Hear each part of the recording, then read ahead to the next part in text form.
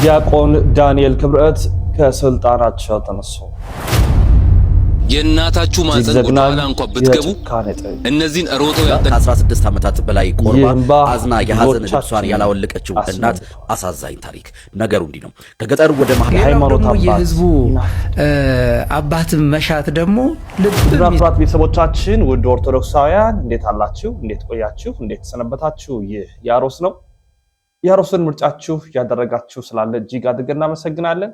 ላይክ ማድረግ፣ ሰብስክራይብ ማድረግ፣ ሼር በማድረግ ብዙ ሐሳቦችን ብዙ መረጃዎችን እንድታገኙ እንሻለን እንጋብዛለን ማለት ነው። እንግዲህ ዛሬ እናንተን ያስተምሯቸዋል ያሰብኩትን የተለያየ ቪዲዮ መረጃ ማስረጃ አምጥቻለሁ። በመጀመሪያ የቪዲዮ ጥንክራችን ላይክ ያደረጋችሁ አይደለም፣ እይታው ዙም አይደለም፣ ያ ትንሽ አስከፍቶናል። ስለዚህ ላይክ በማድረግ ሼር በማድረግ ጀምሩልኝ። ብፁዕ አባታችን ብፁዕ አቡነ ገሪማን በማውሳት እንጀምር። የጌዲዮ ሀገረ ስብከት የዲላ ሀገረ ስብከት አባት የሆኑት ታላቁ አባታችን የኔን መኪና ጎማ የሚዳብሱ ምዕመናን አይቻለው አሉ። የምዕመናን እጥረት ምን አይነት እንደሆነ ብፁዕ አባታችን አቡነ ገሪማ ተናግሯል። ዛይ ሚዲያ ላይ ቀርቦ ማለት እኔ በጣም ያስደነቀኝ እጅግ በጣም ውስጤን የወረረኝ ሐሳብ ንቃት። ሌላው ደግሞ የህዝቡ አባት መሻት ደግሞ ልብም ይሰምራል። ዛሬ ምዕመናን አሉ የጥንቶቹ ብሎ ደግሞ ደስታ ማዘንም የተቀላቀለበት አለ።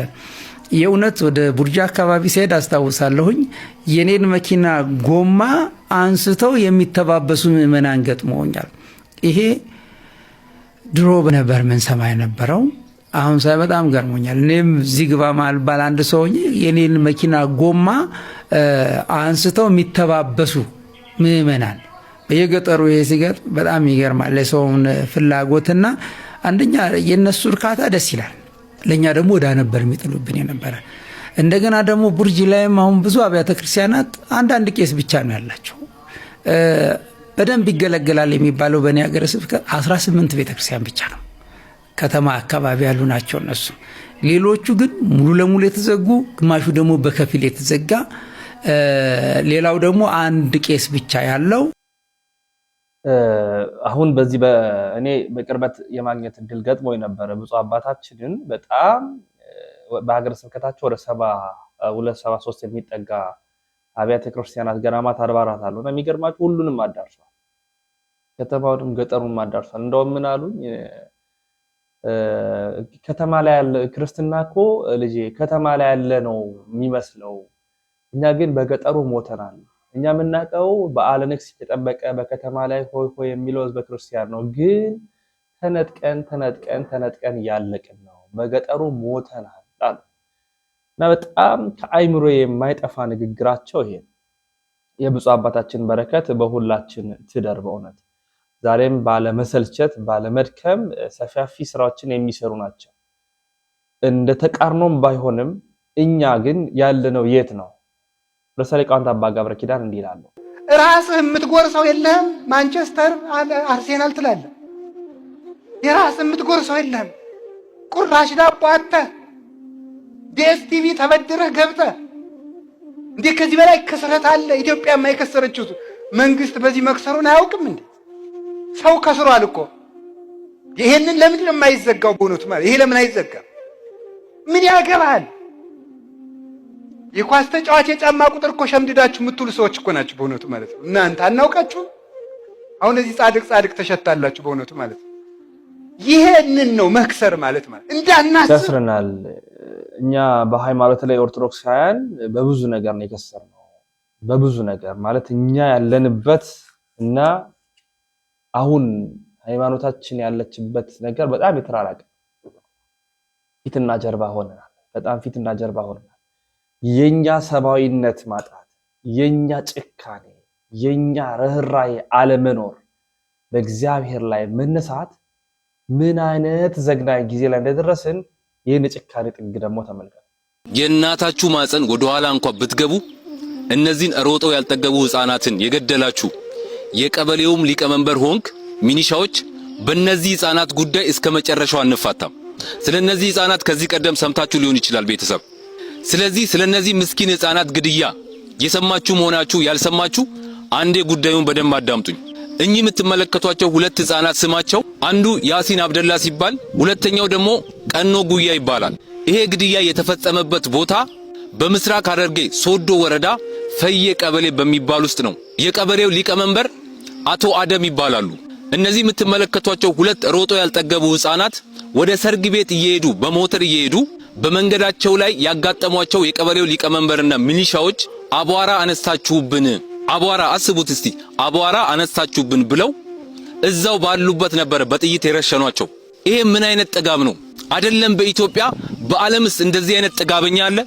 እንደነዚህ ወደ ላይ ካልሸናው ያለ ጥጋበኛ በዓለም ደረጃ ሳለ ወይ? እነዚህ ግፈኞች የገደሉት ወፍን አይደለም ወይንም ዶሮን አይደለም። ዶሮ ራሱ ባለቤት ካለው ይጠይቃል። 9 ወር በሙሉ በማህፀኗ ተሸክማ እየታመመች እየተሰቃየች አርግዛ የወለደች እናት አለቻቸው። እነዚህ ልጆች እንቅፋት እንኳን ልጆቻቸውን እንዲመታባቸው ማይፈልጉ እናት አለቻቸው እነዚህ ልጆች።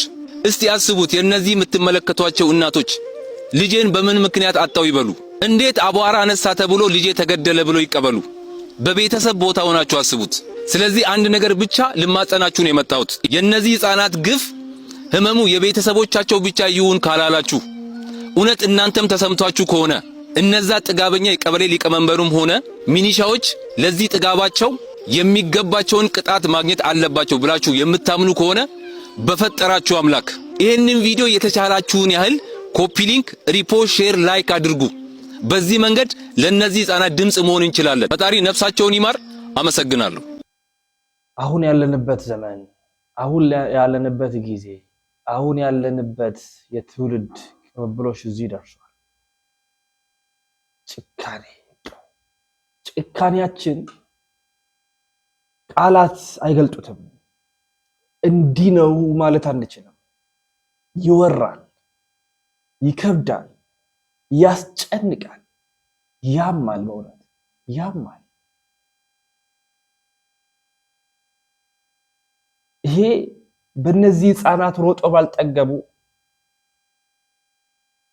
ምኑን ከምኑ ለይቶ የማያውቁ ለመኖር ድክ የሚሉት ላይ የተፈጸመ እጅግ አሳዛኝ፣ ዘግናኝ፣ ከባድ አደጋ ነው። ደግሞ ድጋሚ ላሳያችሁ። በእርግጥ አይታችሁታል፣ በጣም ተጋርቷል። የአባቴ ባል ተብዬው ደግሞ ከሃዲነት ጥጉን ማለት በምን አይነት መንሰቅሰቅ ውስጥ ሆና ልጅ ስትናገር ስታይ እንደነበር እንመልከት። ምን አይነት ጭካኔ ነው? በውሸት ባልሽ በረሃ ሞቷል ተብላ ከ16 ዓመታት በላይ ቆርባ አዝና የሐዘን ልብሷን ያላወለቀችው እናት አሳዛኝ ታሪክ። ነገሩ እንዲህ ነው። ከገጠር ወደ መሃል ከተማ አዲስ አበባ ህይወታቸውን ለመቀየር ባልና ሚስት ይመጣሉ። ነገር ግን ህይወት እንዳሰቡት አልሆነችላቸውም። ሚስትየው ባትስማማም ባልየው ግን ወደ በረሃ ከአዲስ አበባ ውጪ ሄዶ ህይወታቸውን ለመቀየር ወስኖ ከቤት ይወጣል። በዚህም ለተወሰነ ጊዜያት በጓደኛው በኩል ሄደ ከተባለበት ሀገር መልእክት ይመጣላት ነበር። ከዕለታት በአንድ ቀን ግን ባልየው በተላላፊ በሽታ መሞቱንና ወደ ሰዎች እንዳይተላለፍ ብለው እዛው በረሃ እንደተቀበረ ያረዷታል። ሚስትየውም እርጉዝ ነበረች። በታሪኩ እንደሚሰማው ከሆነ ሚስትየው ህይወታቸውን ለመቀየል ብሎ በረሃ እንደቀረ ለ16 ዓመት ሙሉ ጥቁር ልብስ እንዳላወለቀች ጸጉሯንም እንደምትላጭና ቆርባም ቀሪ ዘመኗን እየገፋች ነበር። ህይወትን ለማሸነፍና ልጃቸውን ለማሳደግ ያገኘችውን የጉልበት ስራም እንደምትሰራ ትናገራለች። ነገር ግን ከዕለታት በአንድ ቀን ለምን የቢሮ ስራ አልሞክርም ብላ ልትቀጠር ማተሚያ ቤት ጀነራል ማናጀር ቢሮ ትገባና ያየችውን ማመን አቃታት። ዴስክ ላይ ያለው ስም የልጇ አባት ለ16 ዓመታት የሐዘኗን ልብስ እንኳን ያላወለቀችለት የባለቤቷ ስም ነበረ። እርሷም ሳታቅማማ ማንነቱን ጠየቀችው። እሱም አረጋገጠላት። እሷ ግን ጉስቁል ብላ ስለነበረች ሊያውቃት ቢቸገርም እሷ እግሩ ስር ወድቃ ይቅርታ እንዲያደርግላት መማጸኗን ጀመረች። እኔ እኮ አለምነሽ ነኝ፣ ባለቤትህ እኮ ነኝ። የሆነ ኃጢአት ባልሰራ ሞቻለሁ ብለ ራስህን ደብቀ ይህን ያህል አትኖርም ነበር። ከሙት በላይ ኃጢአት ሰርቼ ነው መሰለኝ፣ ይቅር በለኝ ብላ ተማጸነችው። እርሱ ግን አዲሱን ትዳሩን ስለምትበጠብጥበት ከቢሮ በፍጥነት እንድትወጣለት ያስጠነቅቃት ጀመር። ሞታል ብሎ ያረዳት ጓደኛው ባለበት ሽጉጡን አውጥቶ እያስፈራራ ገፍትሮ ከቢሮ በዘበኛው እንድትወጣ አረጋት። ተስፋ የቆረጠች እናት ራሷን ለማጥፋት ጊዜው ያለፈበት መድኃኒት ከሚጣልበት ቦታ ለቃቅማ የቤቷን በር ከውስጥ ቀርቅራ መድኃኒቱን ጠጥታ ስለነበረ በጊዜ የደረሰላት አልነበረምና በህይወት ብትተርፍም ለረጅም ጊዜ ግን በግሉኮስ ሆስፒታል ለመቆየት ተገደደች። በመጨረሻም ከብዙ ዓመታት በፊት ጸበላቸውን ተጠምቃ ልጅ ይሰጣሉ ተብላ ሄዳ ተስላ መስላ ልጅ ወዳገኘችበት ገዳም ወደ ዝቋላ አቦ ገዳም ላትመለስ ገባች። እማሆይ ሆነች። በስለት የተገኘችው አባትሽ በረሃ ሞቶን የተቀበረው አባት የለሽም ተብላ እየተነገራት ያደገችውን ብቸኛዋን የስለት ልጇን ጥላ በስተመጨረሻ የክርስቶስ ሙሽራ ሆነች። እስቲ ልጠይቃችሁ፣ ይህ የክህደት መግለጫ ባልየውን በሕግ ተጠያቂ እንዲሆን አያደርገውም? ሐሳብ አስተያየታችሁን ጻፉልኝ። እንዲህም አለ። ኢትዮጵያ እንቆቅልሽ ሆናለች። አሁን እንቆቅልሽ ሆናለች። የምናቃት ኢትዮጵያ የማናቃት ሆናለች። ጭካኔዎቻችን መልክ እየቀያየሩ መጥተዋል። ለህፃናት አንራራም፣ ለእንቦቅቅላዎች አንራራም። ባለትዳር ከሆነ በሚስቱ ላይ በልጆቹ ላይ ማግጣል፣ እሷም እንደዚሁ ትማግጣለች። ዘግናኝ የሆኑ ነገሮችን የምንሰማበት፣ ፈሪሃ እግዚአብሔር ከኛ ያራቀበት፣ እግዚአብሔር ከቤታችን ከአካባቢያችን ከሰፈራችን ከመንደራችን ከኛነታችን ያራቀበት ጊዜ ቢኖር አሁን ነው። ስለዚህ ብናድርግ አሁንም እንደነነዌ ህዝቦች ደረታችንን እየደቃን እንባችንን እያፈሰስን ጉልበታችንን ሸብረክ አድርገን ተንበርክከን ጌታ ሆይ ታረቀን፣ ጌታ ሆይ ይቅር በለን እንበል። ምክንያቱም በትንቢተ ኤርምያስ ምዕራፍ 42 ላይ ይህ ታሪክ በእስራኤላውያን ላይ መጥቶ ነበረ። እስከመቼ እግዚአብሔር እኛን አይመለከትም? እስከመቼ እግዚአብሔር እኛን አይምርም? ብለው ወደ ኤርምያስ ሄደው እግዚአብሔርም በኤርምያስ ምልጃ አማካኝነት እተክላችኋለሁ እንጂ አልነቅላችሁም፣ አበዛችኋለሁ እንጂ አላጠፋችሁም፣ ከክፉ ከባቢሎን ንጉስም እጠብቃችኋለሁ ሲል ቃል ገብቶላቸዋል። ሊጠፉ የነበሩትን እስራኤላውያንን ታድጓል። በአንድ ነቢዩ ጸሎት፣ በአባቶቻችን ጸሎት እግዚአብሔር ይታረቀናል፣ ከኛ ጋር እንዲሆናል፣ ወደ ቀደመ ሰላም የምንመለስበት ጊዜም እንደሚመጣ እናምናለን። ግን በእጅግ በብርቱ ጸሎት ፈጣሪን ልንለምነው ልንጠይቀው ይገባል። ዛሬ ከተመለከትናቸው መረጃዎች መካከል የክቡር ዶክተር አብይ አህመድ ወይም የጠቅላይ ሚኒስትራችን አማካሪ የሆኑት ክቡር ዲያቆን ዳንኤል ክብረት ከቦርድ ሰብሳቢነት ተነሱ፣ ከስልጣናቸው ተነሱ የሚል መረጃ ማህበራዊ ሚዲያ ላይ ተጋርቷል። የመረጃውን ሐሳብ እንደሚከተለው ነው። ዲያቆን ዳንኤል ክብረት ከስልጣን መነሳታቸው ተሰማ። የጠቅላይ ሚኒስትሩ አማካሪ ዲያቆን ዳንኤል ክብረት ከስልጣን መነሳታቸው መሰረት ሚዲያ ዘግቧል። ዲያቆን ዳንኤል ክብረት የፋና ብሮድካስቲንግ ኮርፖሬሽን የቦርድ ሰብሳቢ የነበሩ ሲሆን ከተቋሙ ሰራተኞች በተነሳባቸው ቅሬታ ምክንያት ከቦርድ ሰብሳቢነታቸው ተነስተዋል ሲል የዜና ጣቢያው ምንጮቹን ጠቅሶ ዘግቧል። በምትካቸው የኮሚኒኬሽን ሚኒስትሯ ወይዘሮ እናታለም መለስ ተተክተዋል ሲል አክሏል። ይህንን የስልጣን ሽግሽግ በተመለከተ ከፋና ብሮድካስቲንግ ኮርፖሬሽንም ሆነ ከመንግስት በኩል የተባለ ነገር የለም። ይሄ ነው ዋናው መረጃ ወይም የሰማነው መረጃ ይሄ ነው። ከፋና ብሮድካስቲንግ ነው ስልጣን እንደለቀቁ እየሰማ ነው።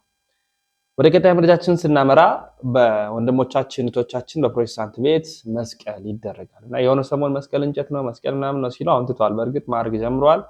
የእነሱ ከኛ በምን ይለያል? አባታችን በሚደንቅ ትንታኔ በሚያስገርም እሳቤ ምናፍቃን አዳራሽ ላይ መስቀል አለ የለም? እንዴት ነው የምንለየው? እዚያ መስቀል አለ፣ እዚህም መስቀል አለ። እንዴት ነው የምንለየው? ዮሐንስ ወንጌል ምዕራፍ 19 ቁጥር 26 መልሳችን ነው። የኛ አምላክ መድኃኔ ዓለም ለዓለም ድነት ምን ላይ ተሰቀለ? በአንድ ድምፅ። በግራም በቀኝም ሁለት ወንበዴዎች ቂጦስና ዳክሪስ ቲያታይ ዘየማንና ዘጸጋም ምን ላይ ተሰቀሉ? በአንድ ድምፅ። የወንበዴ መስቀልና የክርስቶስን መስቀል እንዴት እንለያለን ብትሉ አለ በክርስቶስ መስቀል ስር እናቱ ድንግል ማርያምና ወንጌላዊ ዮሐንስ ተገኙ። በወንበዴ መስቀል ስር እመቤታችን አለች በአንድ ድምፅ። በዚህ ቤተ ክርስቲያን ድንግል ማርያም አለች የለችም? ቅዱሳን አሉ የሉም? እነሱ ጋር ግን ድንግል ማርያም አለች በአንድ ድምፅ። ቅዱሳን አሉ። መስቀሉ የወንበዴው ነው የክርስቶስ ነው። ታዲያ አቤት።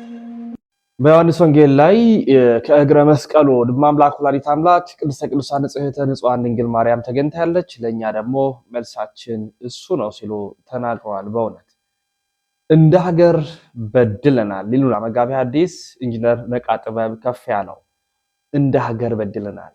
እንደ ሀገር እግዚአብሔርን ይቅርታ መጠየቅ አለብን። እንደ ሀገር አምላክን አሳዝነናል። ወደድንም ጠላንም አውቀንም ሳናውቅ ለብዙ ሚሊዮኖች ሞት እኛ ተጠያቂ ነን አሉ መምህራችን መጋቢ ሐዲስ ኢንጂነር ነቃ ጥበብ። ይህ የሁላችንም ኃጢአት ነው፣ የሚያስማማን ኃጢአት ነው። ሁላችንም ንስሐ መግባት ካለብን እንሆ ጊዜው አሁን ነው። ምንድነው ቪዲዮ? ምን አሉስ? እንካተል። የህዝብ ኃጢአት ሰርተናል። የህዝብ ኃጢአት ደግሞ ለዚህ ንስሐ አልገባንበትም። የሚያሳዝነው ይሄ ለዚህ ንስሐ ማለት ምንም የጠፋብን አሁን ብዙ ጊዜ የምለው ነገር አለ። በመረጃ እንደምታውቁት በሚሊዮን ደረጃ ሰዎች ሞተውብናል። በዚህም አሁን ድንበር ምናምን አይደለም እምላችሁ ኢትዮጵያውያን ሆኑ ሰዎች በሚሊዮን የሚቆጠሩ ሰዎች በጦርነት ሞተዋል። በእኛ የሞቱ እኛ የገደልናቸው በአንድም በሌላ መንገድ በቀጥታ የተኮስን ላንሆን እንችላለን።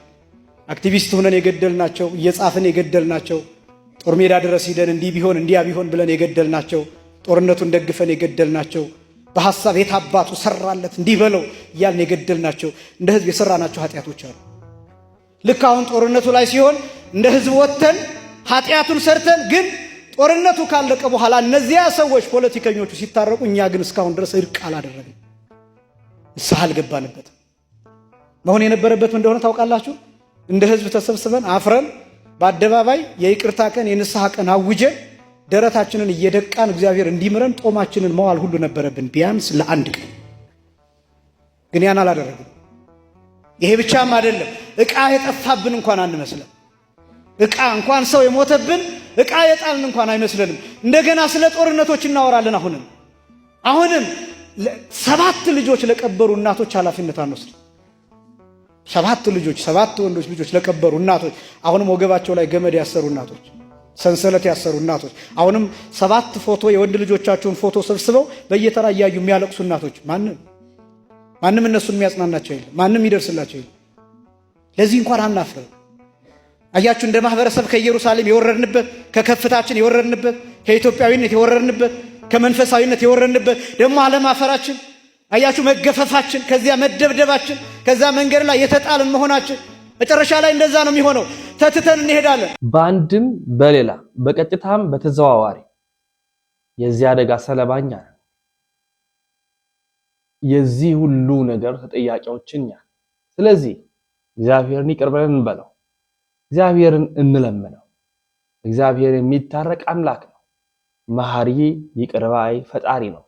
እንደ ህዝብ በድለናል፣ እንደ ህዝብ አጥፍተናል። ይቅርታ ልንጠይቅ ይገባል። በቀጣይ መረጃችን እፎይ እስልምናን ያከብራል የምንለው በምክንያት እንቅጩን ልንገርሽ፣ ኢምራን የሚያውቀው ድርሳናት የሚያውቅ የኢትዮጵያ ሊቀ ጳጳስ የለም። ኢትዮጵያ ውስጥ ያሉ ቀሳውስት ኢምራን የሚያውቀውን ድርሳናት ገድላትን አያውቁትም። ገብቶሻል? ስለዚህ የተደረገው ምንድን ነው? ኢምራን ከገባና እነዚህ ከተነኩት አንድ ሰው እንደ ወጣት በተለይ ወጣት ማለት ነው ኦርቶዶክስ ውስጥ አንድ ቀን አያድርም አይውልም ተብሎ ስለተፈራ ኢምራን ከእፎይ ጋር ማውራት የለበትም ተብሎ ስንት ደንቆሮ አለለካ እንደው በፈጠራቸው አምላክ እንዲህ ቆይ ሲጀመር እንደው ሊቀ ጳጳስ ማለት ምን ማለት እንደሆነ እንኳን ያውቀዋል እንዴ? ምድረኩ ታራመቱ ዝም ብሎ ብቻ መቀደድ ማውራት ደግሞ እፎይ። በነገራችን ላይ እፎይን የሚመጥን አንድም ኡስታዝ የለም እዚህ ሚዲያ ላይ። ስለዚህ እሱም ያለው ምንድነው እስልምናውን የሚመጥን አሁን በእስልምናው ልክ ያለ አሉ እኮ ትልቅ ኡስታዞች ማስተማር ማስረዳት የሚችሉ ጥያቄዎችን መመለስ የሚችሉ እነሱ ይምጡ። እሱም በነገራችን ላይ እፎይ እስልምናውን በጣም እያከበረ ነው። እዚህ ጋር መታችሁ እኔ የምጠይቃችሁን መመለስ ስለማትችሉ እስልምናውን ማስረዳት ስለማትችሉ እስልምናውን ታሳንሱታላችሁ። ስለዚህ ከእናንተ ከፍ ያለ ምራቁን ዋጥ ያደረገ የሚያቅ ሰው ይምጣ ነው። ስለዚህ እነ ኢምራን ምናምን ሁሱ ነው በቃ ይችላል የተባለው አይደል? ሁሱም እንዳያችሁት አልቻለም፣ ማስረዳት አልቻለም። ብዙ ለእስላሞች ጥያቄ ፈጥሮ ሄዷል። ብዙ የተከፋፈቱ ነገሮች እነሱን ዝጓቸው። መጀመሪያ ኢምራን አትበሉ። ለስድብ እኮ አይደለም፣ አሁን ለመሰዳደብ። አሁን እፎይ ከዚህ ጋር ወርዶ ቢወያይ ስድብ ነው፣ መሰዳደብ ነው፣ በቃ ሊሳደብ ነው። እና ያችን የተከፈተችውን ነገር ለመሸፈን በዚህ ፖለቲካ ለመስራት ነው የተፈለገው። አትሸወዱ፣ ሙስሊሞችም ተዉ። በቃ የሆነ ሰው መወያየት አለበት ካላችሁ ምራቁን ዋጥ ያደረገ የሚያቅ ሰው ከላይ ይምጣ እንጂ ህፃናቶችን ሰብስባችሁ ምናምን ነገር ተዉ። እንደዚህ አይደለም፣ እንደዚህ አያስኬድም። ስለዚህ መወያየት ሲፈለግም እንደዚህ ነው። አይ በቃ መወያየት አለበት ምናምን ግጥም ከተባለ ደግሞ አሉ ሌሎች አሉ፣ በጣም ብዙ እስልምና ላይ የሚሰሩ አሉ። እናንተ ኢምራንን መጠየቅ የፈለገውን ይጠይቃል፣ እነሱ መጠየቅ ያለባቸውን ይጠይቃሉ። በቃ እዛች ጋር ነው እፎይ። ምክንያቱም የሚመጣጠን ነገር የለም ከእፎይ ጋር። አሁን ማን ነው እዚህ ጋር ከእፎይ ጋር ተመጣጥሩ? ሁሱ ነው ጎበዝ የሚባለው። ያው እንዳያችሁት ሁሱም ሰማይና ምድር ሆኗል፣ አልተመጣጠሩ። ስለዚህ አሁን ለእፎይ የሚመጥን ከላይ እስልምናውን የሚመጥን ነው። መመለስ የሚችል ነው። በነገራችን ላይ በእውነት ነው የምላችሁ፣ እፎይ እስልምናን ይሳደባል ትላላችሁ እንጂ እንደ እስልምና ያከበረው የለም። ስለዚህ የማታውቁትን መታችሁ እዚህ ጋር እስልምናውንም አታሳንሱት፣ አታሰድቡት። እኔ የምጠይቃችሁን ጥያቄ በስነስርዓት የሚመልስ ሰው ይምጣልኝ ነው ያለው እንጂ እንዴ ከህፃናቶች ጋር አተው እንጂ ለጭቅጭቅ። እፎይና ሁሱ በነበራቸው ቆይታ ከ2 ሚሊዮን በላይ ሰዎች አይተውታል። ከ150 ሺህ በላይ በቀጥታ ስርጭት ተገኝተዋል። ግን ተመክተውበት እሱ ነው መመለስ የሚችለው እሱ ነው ያለልን ብለውት መጨረሻ ላይ ያነበሩን አይታችሁታል። አሁን ደግሞ ኢምራን እኔ ያለው እያለ ነው። ግን ደግሞ ኢምራን ስለ ኢምራን ሲነገር ጳጳስ እንኳን የማያውቀውን ገድል አንብበዋል ምናምን እያሉ ሲመጸዳደቁ ሰምተናል። እና ሲናገር የነበረው ወንድማችን እፎይ እናንተ የወከላችሁት መጅሊሱ ያመነበት ችግር የለውም አዋቂ ነው የምትሉት ካለ ይምጣ፣ ያ የማይሆን ከሆነ ግን እኔ ዝም ብዬ የተነሳው እንዲያ ነገሮችን ላደርግ አልችልም፣ ላረግም አልፈልግም ሲል ነው የተናገረው። ስለዚህ ያ ደግሞ የግሉ ሐሳብም ነው ትክክለኛ ሐሳብ ነው ብለን እናምናለን። ስለዚህ ይሄ ነገር ሊስተካከል ነው። በቀጣይ የቤተክርስቲያናችን ላይ ብዙ የሚነሱ ነገሮች አሉ። ከዚህ ከገድላት ጋር በተገናኘ የሚነሱ ማለት ገድላት፣ ድርሳናት የተባለ ከመጻሕፍቶቻችን ጋር የሚነሱ ብዙ ሐሳቦች አሉ። ያን ተከትሎ ሊቃውንት ጉባኤ እንደ አዲስ እየተመለከተው እየመረመረው እየቃኘው ይገኛል። ለዚህም ደግሞ ሐሳቦች ተነስተዋል። ቪዲዮ እንካታለን። ቤተ ክርስቲያን የበርካታ መጻሕፍት ባለቤት ናት። ምንም እንኳን የአያሌ መጻሕፍት ባለቤት ብትሆንም ከነገረ ድኅነት አስተምሮ ያፈነገጡ ትምህርቶች በመጻሕፍቶቿ የመግባታቸው ክስተት የሚስተዋል መሆኑን የገለጹት ምክትል ሰብሳቢው ይህም ሊሆን የቻለው በግለሰቦች በአንዳንድ ገዳማትና ሆን ብለው የሚበርዙ ሰዎች መኖራቸውን አስረድተዋል። መናፍቃን በየጊዜው መጡ መናፍቃን ስራ እየሰሩ ወጥተዋል። እየበወዙ እኛን ለማጋጨትና ለመለያየት ቤተ ክርስቲያኗ አንድነት እንዳይኖራት ለማድረግ ሰፊ ስራ ተሰርቷል በየጊዜው። ይሄም ቅድም እንደተናገርኩት ለኛ ቋሚ ሲኖዶስ ስላልነበረን ቅዱሳት መጻሕፍቶቻችን ብዙ የመወዝ የመቀላቀል የመዳቀል ስራ ተሰርቶባል። ቅድም ያልኩት በአስሩም ተነቅሎ የጠፋ ብዙ ነገር አለ። ከስሩ ሙሉ ለሙሉ አንዳንድ ገድሎች አሁን ጠፍተው እንደገና ያንዱን ገድል በአንዱ በማስተያየት ከአንዱ በመቀራረብ እንደገና የተሰራም አለ። ለምን በጣም ነው ወረራ የተደረገብን፣ ተቃጥለዋል። አክለውም በዚህ ጉዳይ ላይ የሊቃውንት ጉባኤ የተሳሳቱ ትምህርት የያዙ መጻሕፍትን ለማጥራት ጠንክሮ ይሰራል በማለት አስረድተዋል። ሕግ ክፍሉም እስከታች ብራንች ኑሮት ሊሰራ ይገባል። እስከ አጥቢያ ቤተክርስቲያን ድረስ ወርዶ ብራንች ኑሮት ከታች መረጃ ኑሮት ሊሰራ ይገባል። ቢያንስ እንኳን በሀገር ስብከት ደረጃ ደግሞ ሲጠናከር በወረዳ ደረጃ ሲጠናከር እስከታች ድረስ ከቀበሌ እስከ አጥቢያ ቤተክርስቲያን ወርዶ ሊሰራ ይገባል። እንደዚህ ካደረግን ቤተክርስቲያኗን በረቷን ልንጠብቅ እንችላለን። እንደ አቅማችን የተሰጠን ኃላፊነት በተቻለ መጠን። በመጨረሻም የሐሰት ትምህርትን መከላከል ለነገ የሚባል ጉዳይ ባለመሆኑ ኃላፊነታችንን በመወጣት የቤተክርስቲያንን ቅርስ ልናስጠብቅ ይገባል ሲሉ አሳስበዋል። ከእያንዳንዱ አስተዋጽኦ ይጠበቃል። ጠቋሚ ጠቃሚ ነው፣ መጠቆም አለበት። ጠቆመው ደግሞ በተሟላ መረጃ ማስረጃ በደንብ አድርጎ በጥሩ ሁኔታ ማምጣት ማቅረብ መቻል አለበት። እንደዚህ አድርገን የሰራነው ተሳስረን እስከታች ከሰራን ቤተክርስቲያኗን በአጭር ጊዜ ነፃ የማውጣት አቅም ይኖረናል። ስለዚህ ስራው ብዙ ስለሆነ በጣም አንድ መጽሐፍ ለማረም ለመልቀም በጣም ብዙ ጊዜ የሚወስዱ በኮምፒውተር ይሳታል፣ መልሶ ይታያል፣ መልሶ ይሳታል፣ መልሶ ይታያል። እስከ 7 ጊዜ አንድ መጽሐፍ ማየት ግዴታ ነው። ጉዳይ በጣም መበረዞች፣ አደገኛ ነገሮች ሲሰሩ ነበር። ያ ግን አሁን እልባት ይሰጣቸዋል ብለን እናምናለን፣ እናስባለን። ብዙ ስህተቶች ሲሰሩ ስለነበረ ማለት ነው። ያ ግን አሁን በጣም የተስተካከለ እንደሆነ ሊቃውንቱ ጉባኤ የመረመረው የፈተሸው እንደሆነ ለማወቅ ይችላል። ሌላ ኦርቶዶክስ እና ካቶሊክ ምንድን ነው የሚለየው? መሪዎቻችን እናውቃለን። መምህራችን ቀሲስ ግርማ ባቱ እንዲላሉ በግዕዝ እየተቀደሰ ነው። ልብሰ ተክህኖው ተመሳሳይ ነው። እግዚአብሔር ያሳያችሁ ደግሞ ከኛ መርጌቶች በአበል ወደ እነሱ ሄደው ማህሌት ቆመው እየመጡ ነው። ማህሌት ሲቆም ሰዓታት ሲቆም ያዩ ምዕመናን ፈተና ውስጥ ገብተዋል። ምን ለየው የሚል ጥያቄ ማንሳት ጀምረዋል። እኛ ጋር ካሉ ፈታኝ ሁኔታዎች የተነሳ ከዚህ ጭቅጭቅ ይልቅ እዚህ ባስቀድስስ የሚሉም እየበረከቱ መጥተዋል። አይጣል ነው። እኛ ጋር ያለብን ደግሞ መስማማት ጠፍቶብናል። መከባበር ተለይቶናል፣ መተሳሰብ ርቆናል። በእነዚህ ሁሉ ምክንያቶች ለምዕመናን ምቹ ያልሆነው ነገር ሌላ አማራጭ እንዲያዩ አማራጩ ደግሞ በተሳሳተና ተገደው ባመጡት ነገር እንዲታይ አድርጓል። ይህን ሁሉ ምክንያት አድርጎ ስርዓተ አምልኳችን የኛ ብለው ወሰዱት፣ ታሪካችንን ቀሙን፣ ነዋያቶቻችንን የነርሱ እንደሆኑ ተቆጠሩ፣ የሚለይልን ጠፋ። ይህን ሁሉ ያየ ወገን አንድ ናቸው ብሎ ሊደመድም ቻለ። አንድ ናቸው ኦርቶዶክስና ካቶሊክ። ለኦርቶዶክሳውያን ግን አንድነትና ተመሳሳይነት ከተነሳ አሉ ቅድም ያልኳችሁ እኚህ ሊቅ አንድነትና ተመሳሳይነትን ማንሳት ካስፈለገን በካቶሊክና በፕሮቴስታንት መካከል ነው። ሰምታችሁኛል? በካቶሊክና በፕሮቴስታንት መካከል ነው። የሁለቱ ግንኙነት የዶሮና የእንቁላል ግንኙነት ነው ይላሉ። ዶሮዋ እንቁላል ብጥል መልሳ ታቅፋ ስትፈለፍለው ዶሮ ነው የሚሆነው።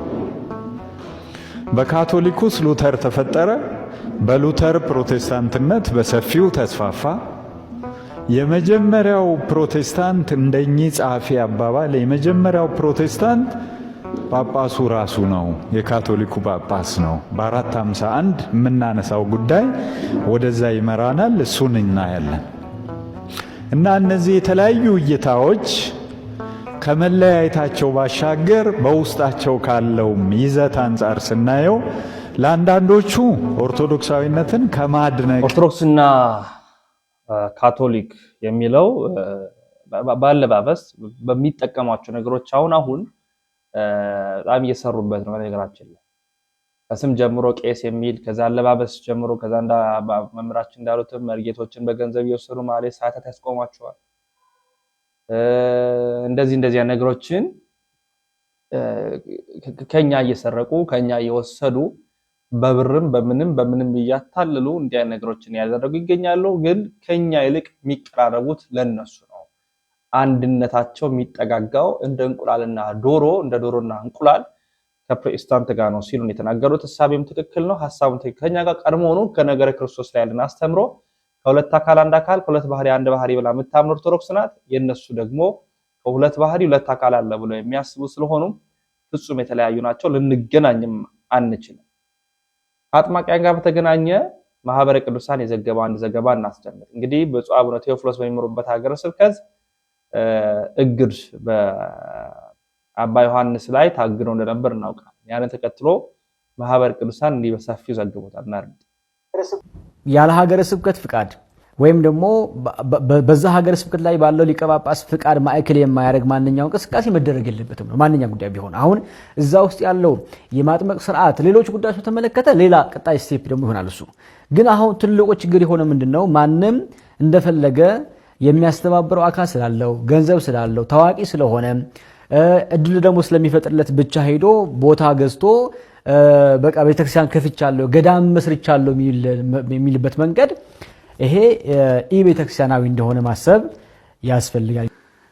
ከጎናቸው ሊቃነ ጳጳሳትን ይይዛሉ ቀሲስ እንደሚታወቀውና ስም ራሱ በሆነ ስም እናቃቸዋለን። ከሆነ ጊዜ በኋላ የሆነ አዳዲስ ስም ይቀጥላሉና ለነዚህ ሰዎች እውቅና የሚሰጡ ሊቃነ ጳጳሳትም ጭምር አሉ። ብዙ ጊዜ ቀኖናዊ ይሄ የቤተክርስቲያን ቀኖናን ጥርጣሬ ውስጥ የመክተት እንደዚህ ይቻላል እንዴ እንደዚህ ይደረጋል እንዴ እንደዚህ መሆኑ እንኳን አናቀም ነበር የሚል ስሜት ሰው እንዲፈጠርበት ሀገር ውስጥ አልፎ ይሄ በውጭ እየተደረገ ያለ አገልግሎት የቅድስት ቤተክርስቲያንን መዋቅር እንግዲህ እየተገዳደረ ያለ ነው ስንል ነው በተደጋጋሚ እያነሳን ያለ ነው። ይሄንን ደግሞ የሚያሳየው ሀገረ ስብከቶች በተለያየ ጊዜ መግለጫ እያወጡ ነው። የቤተክርስቲያኒቷ ላይ የቤተክርስቲያኒቷን አስተምሮ የቤተክርስቲያኒቷ ማዕዛን ሊያበላሽ በሚችል መንገድ ሰዎች ይረዳሉ የሚል ሐሳብ መነሳቱ ማይቀር ነው። አባ ዮሐንስና እንደዚሁም ደግሞ መምህር ግርማ ናቸው የሀገር ውስጥም የውጭ አገልግሎትን በተለይ የዚህ የጥምቀት ባህታውያን የሚለውን ጉዳይ በግለሰብ ደረጃ ወጥተው እንደዚህ እስክናቃቸው ድረስና ደግሞ የቤተክርስቲያን ምዕመናንን ለሁለት እስከ መክፈል ለማጥመቅ ከጥምቀት ጋር በተያያዙ ጉዳዮች ላይ አዲስ ትርጉም አዲስ ስርዓት የማበጀት አዲስ ትርጉም የመስጠት ከነባሩ ትውፊታዊ አስተምሮ የወጣ አዲስ የሆነ የሰው ሰራሽ የሆነ ልምምዶችን ከሀገር ውስጥ እስከ ውጪ ድረስ ሲሄዱ የሚከተሏቸው የራሳቸው በጀት መድበው እየከፈሏቸው እነሱን የሚከተሉ እነሱን የሚያጅቡ በርካታ ሰዎች አሉ። እንደ ሁሉም የሚከተላቸው በየሀገሩ የሚገኝ አዳዲስ ሰው የሆነ ሳይሆን ኢትዮጵያ ውስጥ ከደብር ደብር አብሮ የሚከተል ከኢትዮጵያ ሲወጡም ደግሞ በእነሱ ስፖንሰር አድራጊነት የሚከተሏቸው ብዙዎች እንዳሉ የሚወጡ የቪዲዮ ምስሎች በግልጽ የሚያሳዩት ነገር ነው። እየተገዳደረ ያለ ነው። በእርግጥ ጳጳሳትም ማዕረግ ይሰጣሉ፣ ሽፋን ይሆኗቸዋል። ያም ነው ትንሽ ምዕመኑም እንዲደናገር ያደረገ ያለው። በጣም ትኩረት እንዲሰጥበት እንፈልጋለን። የመጨረሻችንን ቪዲዮ የምናደርገው ማንም መንግስተ ሰማያትን ለፍቻ ያገኛለሁ እንዳይል ሲሉ በክርስቶስ ደም የተዋጀ ነው ሲሉ ርዕሰ ሊቃውንት አባ ገብረ ኪዳን ያስተላለፉት መልእክት የመጨረሻችን እናደርጋለን። ላይክ ሼር ያደረጋችሁ ስለምትከታተሉ እጅግ አድርገን አመሰግናለሁ። ማንም ሰው መንግስተ ሰማያትን ለፍቻ ወረስኳት ማለት አይችልም። በኢየሱስ ክርስቶስ ደም ነው መንግስተ ሰማያትን የምንወርሳት። በመድኃኒታችን በኢየሱስ ክርስቶስ ደም ማህተምነት ብንጾም፣ ብንጸልይ፣ ብንሰግድ፣ ብንመጸውት፣ ብንፋቀር፣ መልካም ብናደርግ፣ ሰው በተክሊል ቢያገባ፣ ቢመንን፣ ዋሻ ውስጥ ቢገባ፣ የፈለገ ነገር ቢያደርግ ያለ ጌታችን ያለ መድኃኒታችን ያለ ኢየሱስ ክርስቶስ ደም ማህተምነት ሰው ወደዚያች ከተማ ሊገባ አይችልም። የቆረቡ ሰዎች ግን የመንግስተ ሰማያት ጋራንቲ አላቸው፣ ዋስትና አላቸው። መንግስተ ሰማያት ለመግባታችን ክርስቲያኖች እርግጠኞች ነን። እርግጠኞች የምንሆነው ጥሩ ሰዎች ስለሆንን አይደለም፣ ቅዱስ ሥጋውን ክቡር ደሙን ስለምንቀበል ነው። ቅዱስ ሥጋውን ክቡር ደሙን ስለምንቀበል ግን እናንተ ቆርባችሁ የለ አለ ዲያቆኑ፣ ግቡ እናንተ። እንግዲህ የሚከለክላችሁ ማን ነው? ተዘከረን ብላችሁ አልነበረም? ቅድም ብላችኋል። ታዲያስ ፈያታዊ ዘየማን ተዘከረነ ብሎ አስቀድሶ ምንድን ያደረገ? ፈያታዊ ዘየማን እኮ ሲያስቀድስ ነው ያለ። ክርስቶስ እኮ እየቀደሰ ነው በዕለተ ዓርብ የዋለው። የክርስቶስ እኮ የዕለተ ዓርብ ውሎ ቅዳሴ ነው። ፈያታዊ ዘየማን አቤቱ በመንግስት አስበኝ አለ።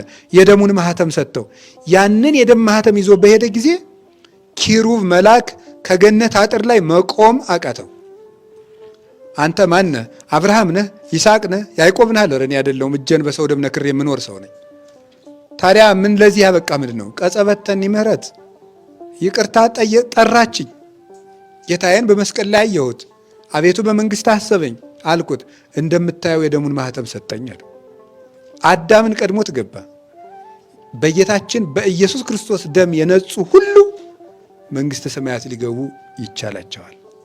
እርግጠኛም እንሆናለን። ለዚህ ነው ወብነ ሞገስ ሶበነበው ውስተ ምሥዋዕሁ ለእግዚአብሔር በደሙ ለእግዚእነ ኢየሱስ ክርስቶስ። ቅዱስ ጳውሎስ ዕብራውያን መልእክቱ ላይ ሲናገር በጌታችን በመድኃኒታችን በኢየሱስ ክርስቶስ ደም ወደ እግዚአብሔር መንበር ስንገባ ባለሟልነት አለን፣ ድፍረት አለን ይላል አማርኛው መጽሐፍ ቅዱስ። ሞገስ ያለውን ሲተረጉም ወደ ጌታችን ወደ እግዚአብሔር መንበር በጌታችን በመድኃኒታችን በኢየሱስ ክርስቶስ ደም ስንገባ ሞገስ ባለሟልነት አለን። የክርስቶስን ደም የተቀበሉ ሁሉ ነጫጭ ልብስ የለበሱ ናቸው። ጥቋቁር የነበሩ እንኳን ቢሆኑ፣ ጨለማ የለበሱ የነበሩ እንኳን ቢሆኑ፣ እነሱ እንኳን ቢሆኑ በክርስቶስ ደም ከታጠቡ ነጫጮች ናቸው። ለዚህ ነው ትንቢተ ኢሳይያስ ምዕራፍ 1 ቁጥር 18 ላይ ሲናገር ንዑንቱ አቀሲቤ እግዚአብሔር እመኒ ኮነ ኃጢአትክሙ ከመለይ አጽአደወ ከመበረድ፣ ኃጢአታችሁ እንዳለላ እንኳን ቀይ ቢሆን እንደ በረዶ ነጭ አድርገዋለሁ ይላል። እንደ በረዶ እንዳለላ ቀይ ቢሆን ብለው ፍጹም የሆነ በኃጢአት መታለል ወይም ብለዲ መሆን ማለት ነው። ደማስቆ ማለት ብለዲ ማለት ነው ይላሉ። በደም የተነከረ መሬት ማለት ነው። ቅዱስ ጳውሎስን ከደማስቆ ከተማ የጠራው ለዚያ ነው። በደም የተመላህ ነህ ሲለው ነው። ልክ እንደዚያ ደምን የተመላውን መሬት ሰው ልብስ እንደሚያስጸይፈው ልክ እንዲያ እንኳን ብትሆኑ በኢየሱስ ክርስቶስ ደም ግን ነጫጮች። አይገርማችሁም? ሲሰርቅ የነበረ፣ ሲያመነዝር የነበረ፣ ሲገል የነበረ፣ ሲቀማ የነበረ በኃጢአቱ ሰውነቱ ቀይ የሆነ ሰው በኢየሱስ ክርስቶስ ደም ግን ወደ መንግሥተ ሰማያት ሲገባ ነጭ ነው። ልክ ሁሉም እኮ ደግሞ ደስ አይላችሁ? እመቤታችን ንጽሕት ናት። ዮሐንስ መጥምቅ ንጹሕ ነው። ኤርምያስ ንጹሕ ነው። ሌሎች ቅዱሳን ንጹሐን ናቸው። እነዚያ ንጹሐን ቅዱሳን አባቶቻችን ሳይበድሉ ነጫጭ ለብሰው ታዩ። እኛሳ ደግሞ በኃጢአታችን 7 ጊዜ ከቁራ የምንጠቁር ስንሆን በኢየሱስ ክርስቶስ ደም ግን ነጫጭ እንሆናለን። ነጫጭ ሆነን ከነጫጮቹ ጋር እንቆማለን ማለት።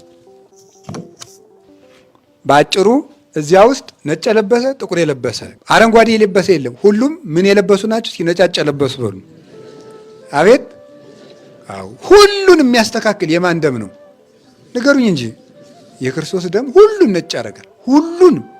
ሁላችንንም መድኃኔዓለም ያንጻ። ሰዎቻችን የዛሬ መረጃዎቻችን እኚህን ይመስላሉ። በሌሎች የቪዲዮ መረጃዎች ማስረጃዎች እንመለሳለን። እስከዚያ ድረስ ተሰነባበትን።